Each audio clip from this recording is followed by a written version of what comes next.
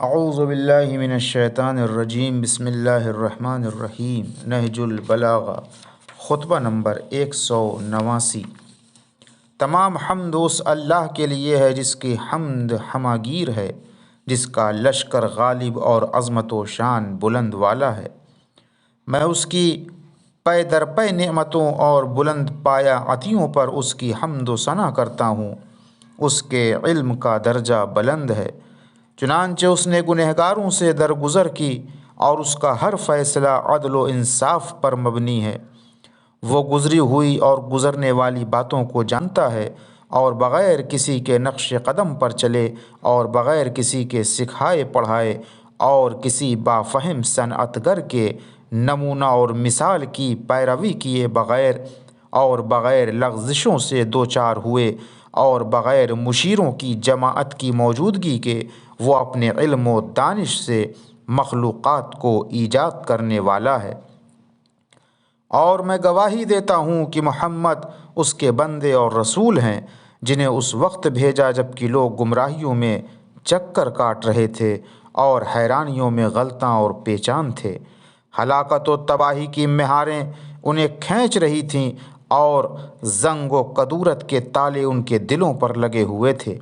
اے خدا کے بندوں، میں تمہیں اللہ سے ڈرتے رہنے کی وصیت کرتا ہوں کہ یہ اللہ کا تم پر حق ہے، اور تمہارے حق کو اللہ پر ثابت کرنے والا ہے، اور یہ کہ تقوی کے لیے اللہ سے اعانت اور مدد چاہو، اور تقرب الہی کے لیے اس سے مدد مانگو، اس لیے کہ تقوی آج دنیا میں پناہ اور سپر ہے، اور کل جنت کی راہ ہے۔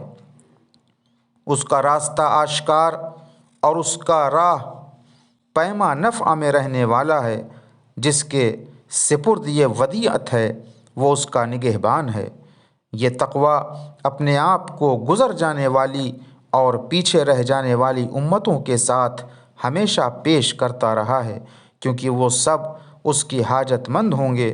کل جب خداوند عالم اپنی مخلوق کو دوبارہ پلٹائے گا، اور جو دے رکھا ہے وہ واپس لے گا، اور اپنی بخشی ہوئی نعمتوں کے بارے میں سوال کرے گا، تو اسے قبول کرنے والے اور اس کا پورا پورا حق ادا کرنے والے بہت ہی تھوڑے نکلیں گے۔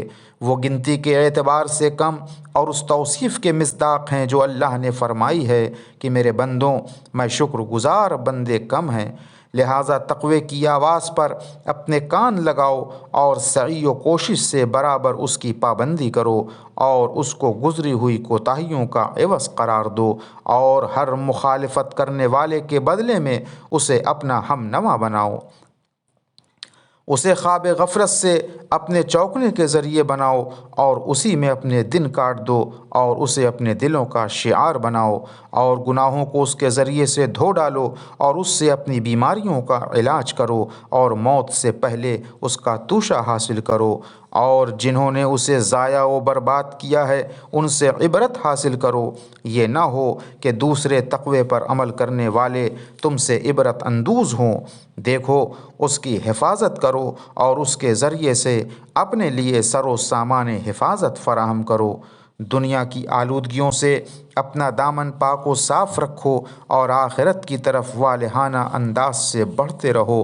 جسے تقوی نے بلندی بخشی ہو اسے پست نہ سمجھو، اور جسے دنیا نے اوج رفعت پر پہنچایا ہو اسے بلند مرتبہ نہ خیال کرو۔ اس کے چمکنے والے بادل پر نظر نہ کرو، اس کی باتیں کرنے والے کی باتوں پر کان نہ دھرو، اور یا اس کی دعوت دینے والے کی آواز پر لبیک کہو۔ نہ اس کی جگمگاہٹوں سے روشنی کی امید کرو، نہ اس کی عمدہ اور نفیس چیزوں پر مر مٹو، کیونکہ اس کی چمکتی ہوئی بجلیاں نمائش اور اس کی باتیں جھوٹی ہیں۔ اس کا اثاثہ تباہ اور اس کا عمدہ متاع غارت ہونے والا ہے۔ دیکھو، یہ دنیا چھلک دکھا کر منہ موڑ لینے والی ہے۔ چنڈال اور منہ زور، اڑیل اور جھوٹی بڑی خائن اور ہٹ دھرم ناشکری ہے، اور سیدھی راہ سے مڑنے والا رخ پھیرنے والی، اور کج روی اور پیچ و تاب کھانے والی ہے۔ اس کا وتیرہ ایک دوسرے کی طرف پلٹ جانا ہے، اور اس کا ہر قدم زلزلہ انگیز ہے۔ اس کی عزت سراسر ذلت، اس کی سنجیدگی عین ہر ہرزہ سرائی، اور اس کی بلندی سرتا سر پستی ہے۔ یہ غارت گری اور تباہ کاری، ہلاکت و تاراجی کا گھر ہے۔ اس کے رہنے والے رکاب چلچلاؤ کے منتظر ہیں، وصل و ہجر کی کشمکش میں گرفتار۔ اس کے راستے پاشان و پریشان ہیں، اس سے گریز کی راہیں دشوار اور اس کے منصوبے ناکام ہیں۔ چنانچہ اس کی محفوظ گھاٹیوں نے ان کو بے دیار و مددگار چھوڑ دیا، اور ان کے گھروں نے انہیں دور پھینک دیا، اور ان کی ساری دانش مندیوں نے انہیں درماندہ کر دیا۔ اب جو ہیں ان کی حالت یہ ہے کہ کچھ کو نیچے کٹی ہوئی ہیں، کچھ کی کونچیں کٹی ہوئی ہیں، اور کچھ گوشت کے لوتھڑے ہیں جن کی کھال اتری ہوئی ہے، اور کچھ کٹے ہوئے جسم اور بہے ہوئے خون ہیں، اور کچھ غم و اندوہ سے اپنے ہاتھ کاٹنے والے، اور کچھ کف افسوس ملنے والے، اور کچھ فکر و تردد میں رخسار کوہنیوں پر رکھے ہوئے ہیں، اور کچھ اپنی سمجھ کو کوسنے والے، اور کچھ اپنے ارادوں سے روگردانی کرنے والے ہیں۔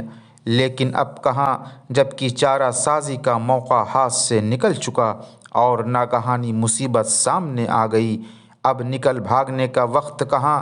یہ تو ایک انہونی بات ہے، جو چیز ہاتھ سے نکل گئی سو نکل گئی، اور جو وقت جا چکا سو جا چکا، اور دنیا اپنی منمانی کرتے ہوئے گزر گئی۔ ان پر نہ آسمان رویا نہ زمین، اور نہ ہی انہیں مہلت دی گئی۔ وآخر دعوانا ان الحمد للہ رب العالمین۔